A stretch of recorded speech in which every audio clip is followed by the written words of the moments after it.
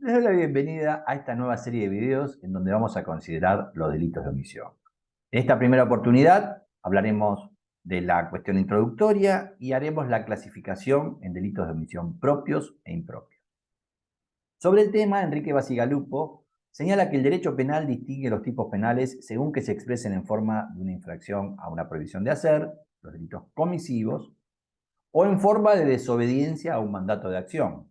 Y cuando estamos dentro de esta lógica de la desobediencia a un mandato de acción, estamos en el universo de los delitos de omisión. Así hay una diferencia entre delitos omisivos y delitos comisivos. Mientras que en los delitos omisivos se desconoce un mandato de acción, en los delitos comisivos se infringe una prohibición de hacer. En los omisivos se viola la norma preceptiva, el ayudarás, que en el caso paradigmático del delito de omisión en el Código Penal argentino es la omisión de auxilio prevista en el artículo 108. La violación de esa norma preceptiva supone un deber jurídico de actuar. No se trata de un deber moral o social.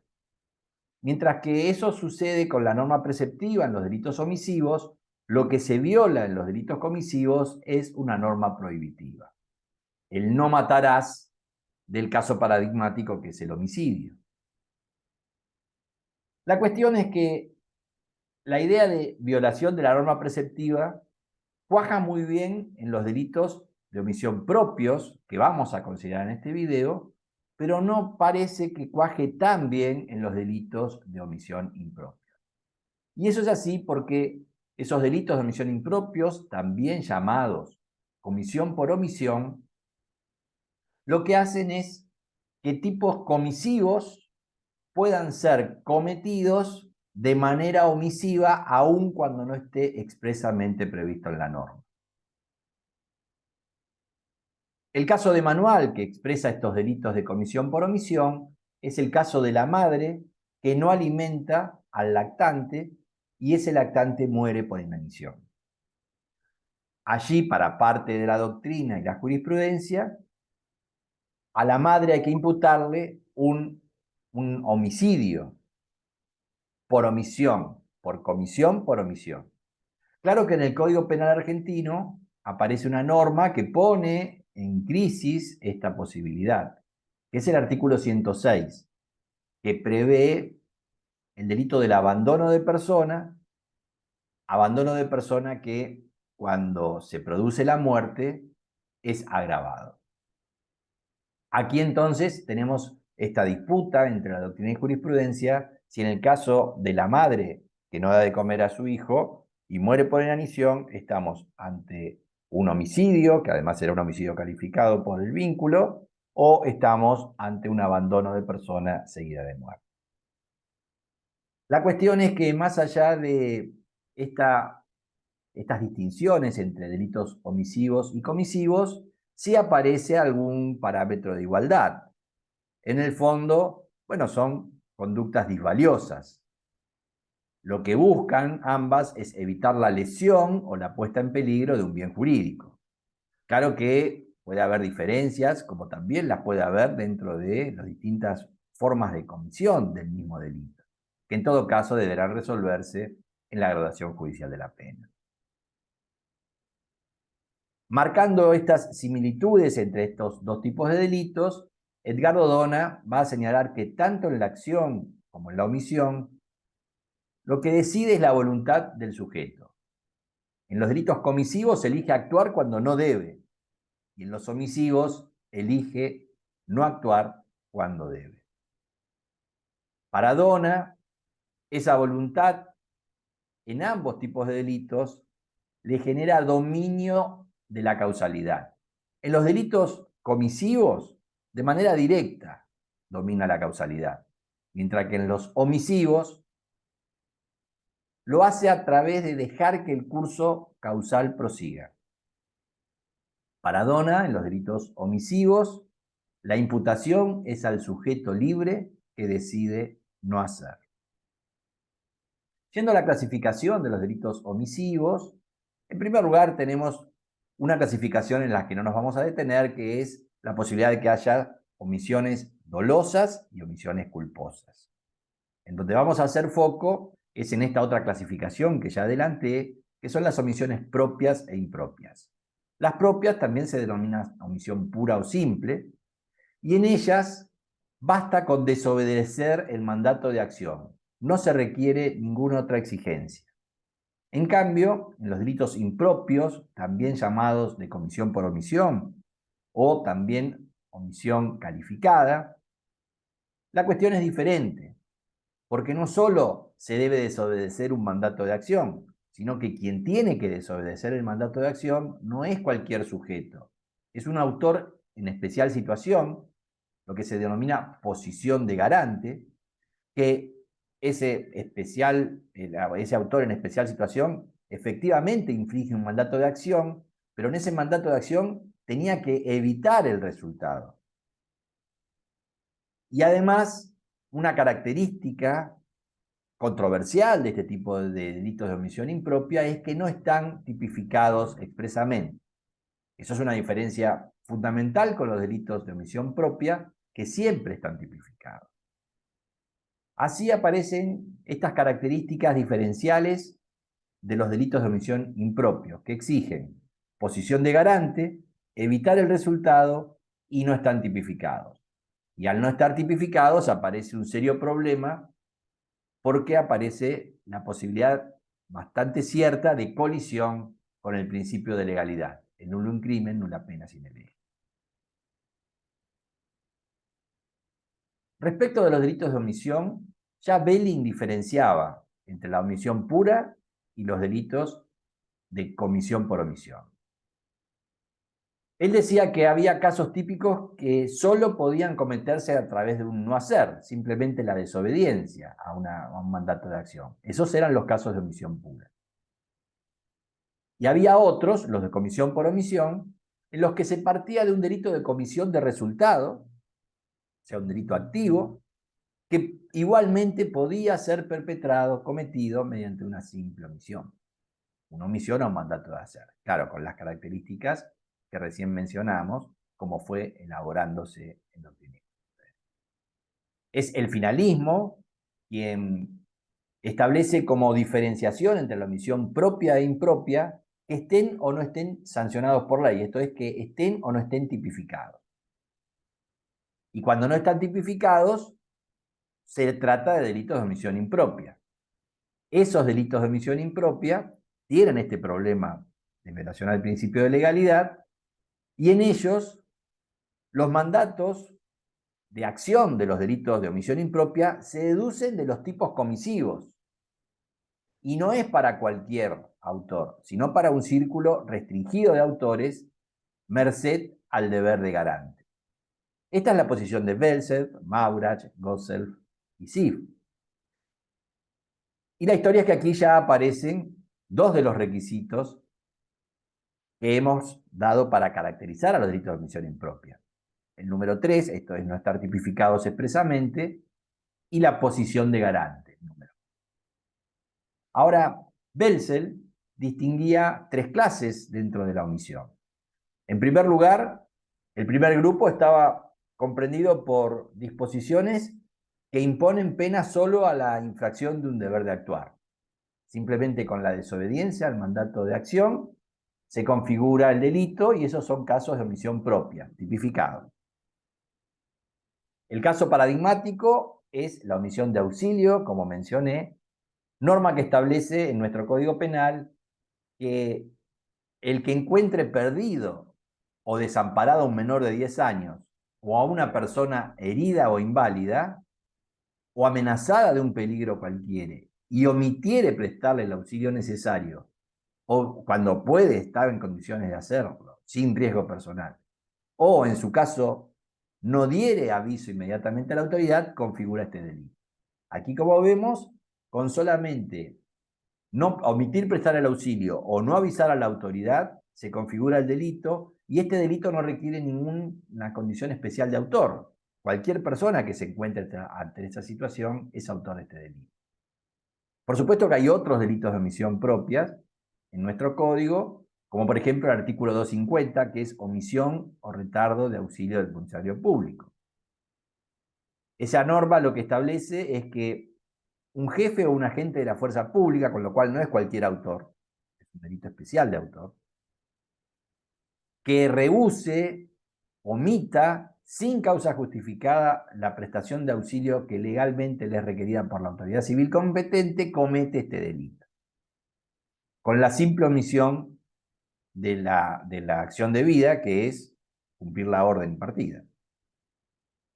Y adviertan que este delito, por ejemplo, se puede cometer cuando recibe la orden y omite cumplirla, o también puede cometérselo previamente, porque si para no cumplir las órdenes que le va a impartir la autoridad, por ejemplo, cuando está de turno, apaga su teléfono y entonces la autoridad no puede comunicarse con él, y si eso lo hizo de manera dolosa, está cometiendo este delito de manera previa a que se le quiera impartir la orden. Así, por ejemplo, lo dice Zapaloni. La cuestión es que hay otros delitos también de omisión propia, como por ejemplo el 173.13, que habla de la omisión maliciosa de los recaudos para llevar adelante una subasta extrajudicial. Ahora, volviendo a Belzel, un segundo grupo de las clases que marca son casos en los cuales, dentro de un mismo tipo penal, se reprime tanto un delito, una acción, como una omisión. Con lo cual, dentro del mismo tipo penal hay un delito de comisión con un tipo prohibitivo y de omisión propia con un mandato. Por ejemplo, en el caso de la administración fraudulenta, que puede cometerse tanto por acción como por omisión. Saco bienes del patrimonio que estoy administrando en fraude a la masa, o no ingreso bienes que deberían ingresar a lo que estoy administrando.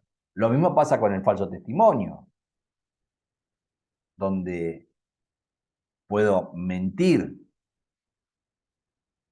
de manera activa, diciendo mentiras, o puedo ocultar la verdad, que allí hay una omisión.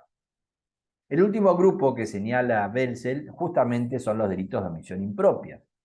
Son un grupo de mandatos que obligan a evitar la lesión de bienes jurídicos, pero que no están sancionados expresamente por la ley como delitos omisivos, solo lo están como delitos comisivos. Y se los equipara, permitiendo que también se cometan de manera omisiva. Estos, entonces, son donde marca Belzel, conforme al finalismo que recién mencionábamos, que ven la diferencia entre propios e impropios en que estos no están tipificados. Este es el requisito 3, pero Belzel no renuncia a los otros dos requisitos que vimos. En primer lugar, él señala que para el desarrollo de los delitos de omisión impropios, que quedan equiparados a los tipos de comisión por omisión, hay que tener en cuenta que en los comisivos, cualquier persona que realiza la acción típica prevista en esa norma concreta es autor. Pero eso no es así para los delitos de omisión impropia, comisión por omisión respecto de esos tipos activos. Para los casos de omisión, toda persona con poder del hecho que no evita el resultado típico no puede ser, por ese solo hecho, considerado autor en el sentido del delito de omisión impropio. Para ello, ese sujeto, además de no evitar el resultado típico, tiene que tener una característica especial de autor, que es la posición de garante. Y entonces aquí aparece el primer requisito que suma Belzel al tercero, que es que no esté tipificado. Y Belzel termina diciendo que se necesita esa característica especial de autor en ese delito no tipificado, del mismo modo que sucede en los delitos especiales propios. Claro, la diferencia está en que esos delitos especiales propios sí están tipificados y establecen requisitos especiales para el autor. Ahora, si reparamos en este párrafo que citamos de Belzel, vemos que además de la posición de garante, habla de que no evita el resultado típico, el segundo de los requisitos. Con lo cual ya tenemos los tres requisitos en Belsel: el que no esté tipificado, el que esté en posición de garante y el que no evite el resultado. Ahora, volviendo en esta diferencia que hace Belsel sobre en los delitos de omisión impropios, la exigencia de posición de garante, en esa comparación con los delitos especiales propios, donde ya está tipificado, justamente marca esta distinción. Porque mientras que del delito especial propio, ya el propio tipo penal da las características exigidas para ser autor, en la omisión impropia eso no existe, porque puede ser que el delito comisivo no exija una característica especial de autor. Por ejemplo, en el artículo 79, el que matare a otro, cualquiera podría ser el autor de matar a otro, pero no cualquiera podría ser autor de homicidio por comisión por omisión, como un delito impropio, porque se va a exigir la posición de garante. Y como no está prevista en la normativa, sino que son construcciones que hace la dogmática y que hace la jurisprudencia, la cuestión es que esa posición de garante va a tener en parte formación legal a partir del tipo comisivo, el que matare a otro del artículo 79, pero la posición de garante la tiene que construir el juez recurriendo a la doctrina, a la jurisprudencia. Y entonces allí el propio Belsel advierte que aparece allí un problema serio con el principio de legalidad. Porque la conducta estaría determinada en el artículo 79 con el matar a otro, pero el autor no tiene las características suficientes como para verificar esa posición de garante a los fines de que pueda, en un caso omisivo, imputarse un homicidio por comisión por omisión.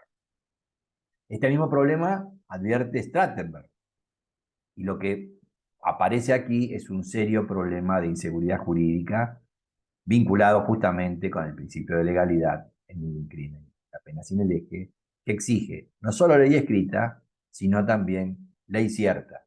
Y en definitiva, como vamos a ver en el próximo video, se puede sortear el problema de la ley escrita, pero es muy difícil sortear el tema de la posición de garante para darle certeza al principio de legalidad. Para terminar, vamos a marcar las diferencias entre los delitos de omisión propios e impropios. En primer lugar, vamos a ver que ese delito propio, que como venimos diciendo, tiene como caso paradigmático el artículo 108, la omisión de auxilio, siempre va a estar tipificado expresamente. En cambio, los impropios no están tipificados expresamente. En los propios, para la tipicidad, basta el mero incumplimiento al deber jurídico de actuar. No se exige que se produzca un resultado. En cambio, en los delitos de omisión impropia siempre se requiere la imputación de un resultado. En los propios no se exige posición de garante, aunque puede ser algún propio que tenga una condición, una característica especial de autor, y en cambio siempre en los impropios se va a requerir esa posición de garante con estas indeterminaciones que estamos mencionando y que vamos a analizar puntualmente en uno de los videos.